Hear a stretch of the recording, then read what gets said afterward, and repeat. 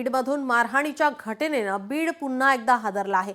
बीडमध्ये आप्पा राठोड नावाच्या व्यक्तीचं अपहरण करून त्याला अमानुष मारहाण करण्यात आली। धक्कादायक आणि संतापजनक बाब म्हणजे आप्पा राठोडला दारू पाजून तब्बल 7 तास डांबून मारहाण करण्यात आल्याचं समोर आलं आहे। बीडच्या माजलगाव तालुक्यातील पात्रूड येथे हा संतापजनक प्रकार घडलाय।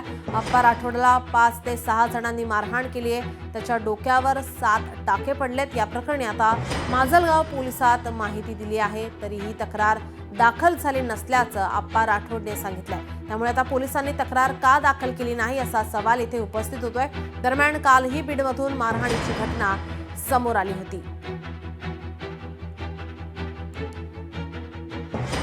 मारहाणीच्या घटनेनं बीड पुन्हा एकदा हादरलेला आहे। बीडमध्ये आप्पा राठोड नावाच्या व्यक्तीचं अपहरण करून त्याला अमानुष मारहाण करण्यात आली आहे। धक्कादायक आणि संतापजनक बाब म्हणजे आप्पा राठोडला दारू पाजून तब्बल 7 तास डांबून मारहाण करण्यात आल्याचं समोर आलंय।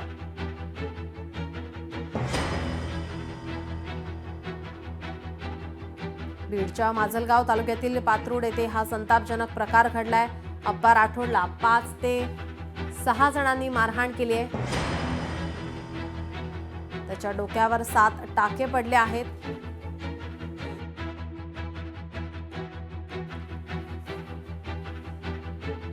आपले प्रतिनिधी हरिदास तावरे आपल्यासोबत फोन लाईन वरून जोडलेले आहेत।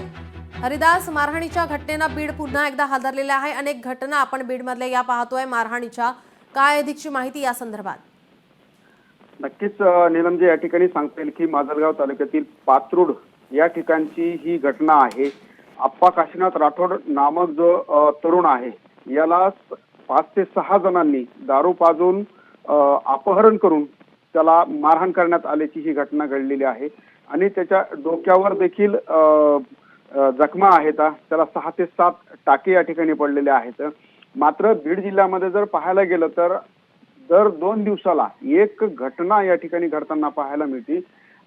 असेच 2 ते 3 दिवसापूर्वीच परळ येथील जलालपूर मधील घटना असेल किंवा कालची जी घटना, ही रात्री उशिरा जी घडलेली घटना आहे, ही घटना असेल, यामध्ये पोलीस प्रशासन अनेक वेळा प्रयत्न करतंय, सामाजिक सलोखा राखण्यासाठी देखील प्रयत्न करतंय। मात्र कुठंतरी ही जनतेमध्ये होत असलेला एक विद्रोह म्हणावा, कारण एकमेकाविषयीचा जो रोष आहे, जो राग आहे, तो कुठंतरी आवरला गेला पाहिजे।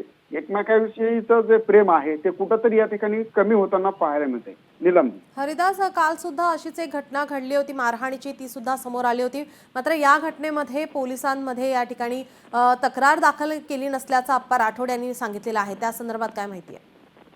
नक्कीच, ज्या वेळेस ही घटना रविवारी संध्याकाळी घडलेली आहे, मात्र त्या ठिकाणी आप्पा राठोड जे आहेत त्या ठिकाणी गेले असता किंवा त्यांचे नातेवाईक त्या ठिकाणी गेले असता त्यांनी सांगितलं की तुम्ही अगोदर दवाखान्यात पहा, दवाखान्यात दुरुस्त झाल्यानंतर आमच्याकडे या, असं देखील सांगितलं जात आहे आणि त्याचा गुन्हा आम्ही दाखल करून घेऊ। मात्र अजूनपर्यंत तरी हा गुन्हा दाखल करण्यात आलेला नाही अशी माहिती मिळत आहे। निरंजन, आता कधीपर्यंत ही तक्रार दाखल केली जाणार आहे आणि आरोपींवरती कधी कारवाई होणार आहे, त्या संदर्भात काय माहिती मिळते?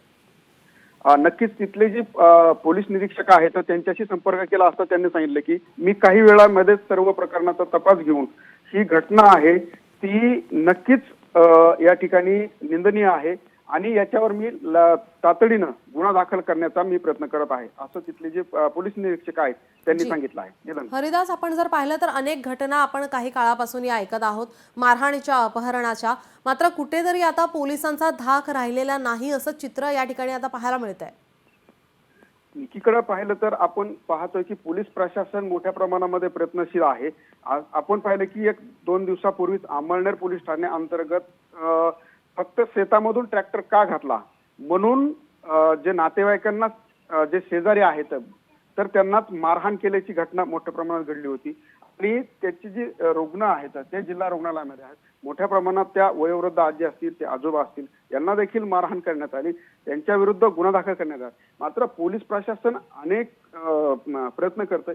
पोलीस प्रशासनाने सांगून सुद्धा किंवा सामाजिक सलोखा राखण्यासाठी देखील प्रयत्न केले जातात।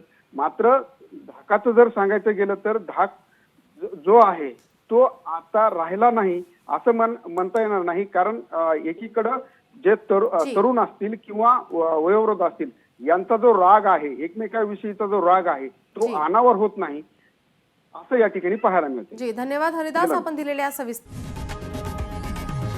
लोकशाही मराठी ऐका, पहा, जागरूक रहा.